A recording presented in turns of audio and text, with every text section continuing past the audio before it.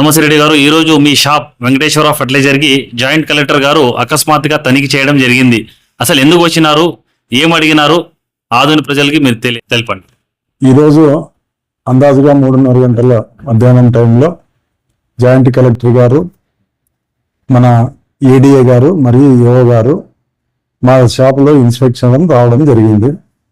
ఆయన మా రికార్డ్స్ మరియు సిస్టమ్లు అన్నీ కూడా క్షుణ్ణంగా పరిశీలించినారు. కొత్తగా ఏర్పాటైన ఆంధ్రప్రదేశ్లోని ఈ యాప్ ద్వారా రైతులకు ఎరువు సప్లై గురించి అన్నీ చెక్ చేసినారు. అన్నీ కూడా కలెక్టర్ గారి వారికి సంతృప్తికరంగా ఉన్నాయి. కానీ కొంతమంది రైతులు బలవంతంగా నానో యూరియా, నానో డిఏపి అంటగడుతున్నట్లు కొంతమంది రైతులు కలెక్టర్కి తెలియజేయడం జరిగింది. కానీ కలెక్టర్ గారికి మేము మా అసోసియేషన్ తరఫున, అంటే నేను స్టేట్ అసోసియేషన్ జనరల్ సెక్రటరీ కాబట్టి ఏపీ స్టార్టప్ అసోసియేషన్ సార్కు క్లీన్గా ఎక్స్ప్లెయిన్ చేయడం జరిగింది.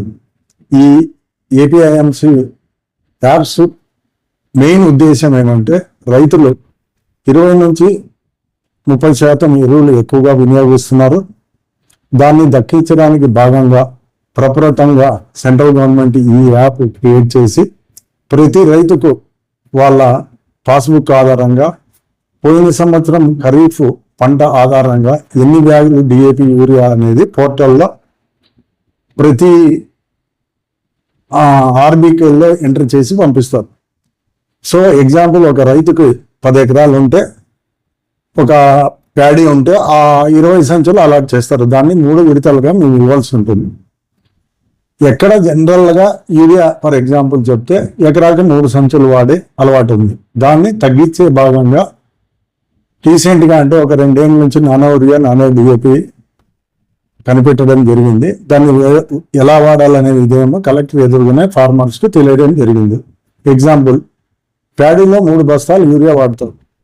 ఫస్ట్ రౌండ్ 45 కేజీలు యూరియా వేసి సెకండ్ రౌండ్ పెస్టిసైడ్ కొట్టేటప్పుడు సపరేట్గా కలిపి నానో యూరియా వాడమని, మరియు థర్డ్ రౌండ్లో మళ్ళీ యాజ్ ఇట్ ఈజ్గా యూరియా వాడమని ఫార్మర్స్కి అప్లై చేయడం జరిగింది ఇన్ ఫ్రంట్ ఆఫ్ జేసీ. ఇది ఏమి కూడా బలవంతం కాదు, బట్ ఫార్మర్ని ఎడ్యుకేట్ చేయడం. 80 to 90% ఆఫ్ ఫార్మర్స్ కన్విన్స్ అవుతున్నారు, తీసుకుపోతున్నారు. కానీ ఏదో ఒక 5 to 10% ఇబ్బంది పడుతున్నారు.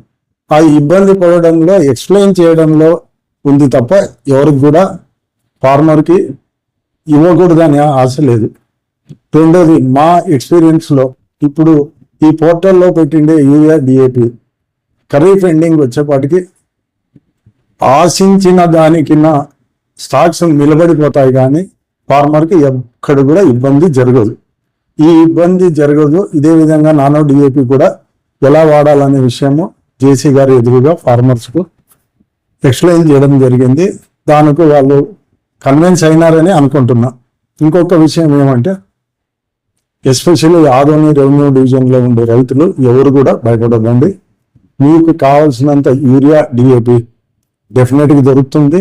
ఇంతకు ముందు మాదిరిగా కాకుండా మీ పోర్టల్లో మీ యూరియా భద్రంగా దాచి ఉంచుతారు తప్ప ఎటువంటి పరిస్థితుల్లో కూడా వేరే వాళ్ళకి ఇవ్వడం జరగదు. ఈ యాప్లో ఉండే ప్రత్యేకత ఏమంటే, మీరు ఒక్కసారి యాప్ లోపల మీ డేటా ఇచ్చిన తర్వాత మీ ఏరియాలో ఉండి ఏ షాపుల్లోనే కొనవచ్చు. ఇందులో భాగంగా ఇంకోటి ఏం చెప్తానంటే, లాస్ట్ ఇయర్ కింద క్వాంటిటీ ఇస్తే డెఫినెట్గా 10 to 20% మిగిలిపోయే ఛాన్సెస్ ఉంది. కాబట్టి ఎవరు కూడా ఇబ్బంది పడి ప్యానికీగా పర్చేజ్ చేయొద్దండి.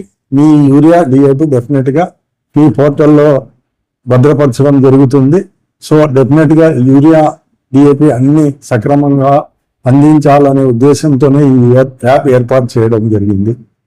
ఇది డెఫినెట్గా రైతులకు అందరికీ బాగుపరుస్తుందని ఆశిస్తున్నాను. ఇంకొక విషయం ఏమంటే, ఈ యాప్కి సంబంధించి ఓన్లీ యూరియా, డిఏపి మట్టుకే యాప్లో ఇవ్వాల్సి ఉంటుంది.